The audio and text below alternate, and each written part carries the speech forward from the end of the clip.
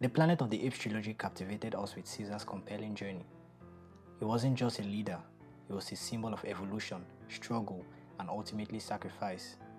War for the Planet of the Apes felt like a fitting conclusion, delivering a powerful message about war and the fight for survival within the framework of Caesar's story arc.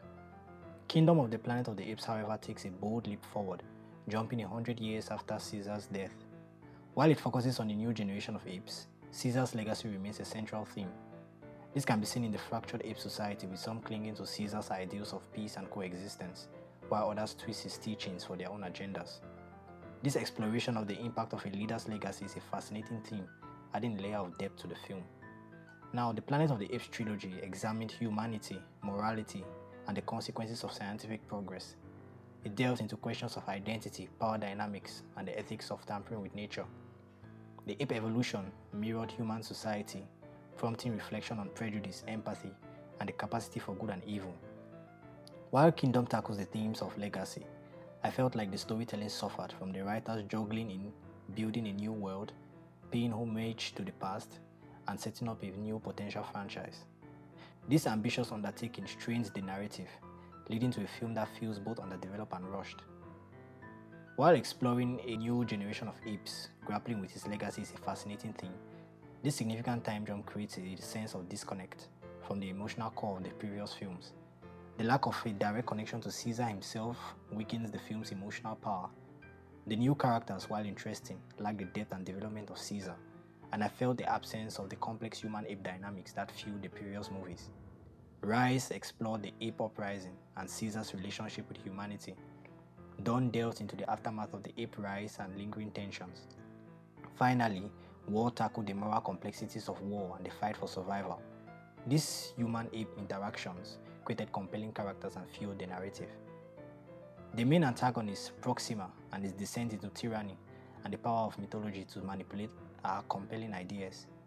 The film also explores the cyclical nature of violence, suggesting that both apes and humans might forever repeat the mistakes of the past.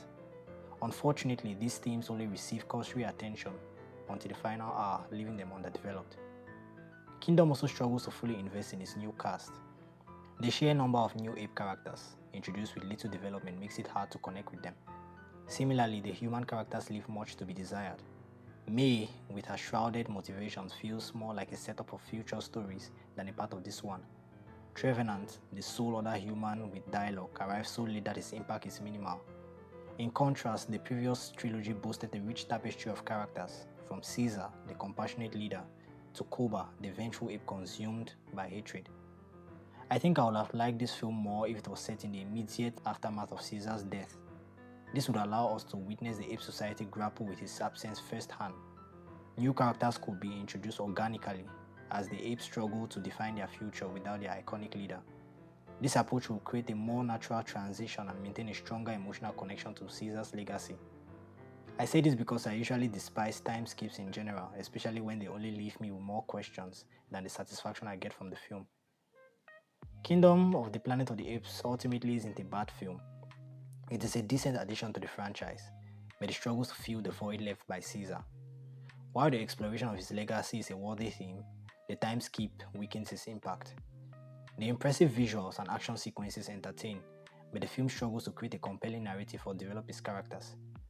Perhaps a future installment set closer to Caesar's death could bridge this gap and allow the franchise to truly move forward while honoring its past. This approach could seamlessly weave in new characters and stories while allowing the audience to continue feeling the weight of Caesar's legacy.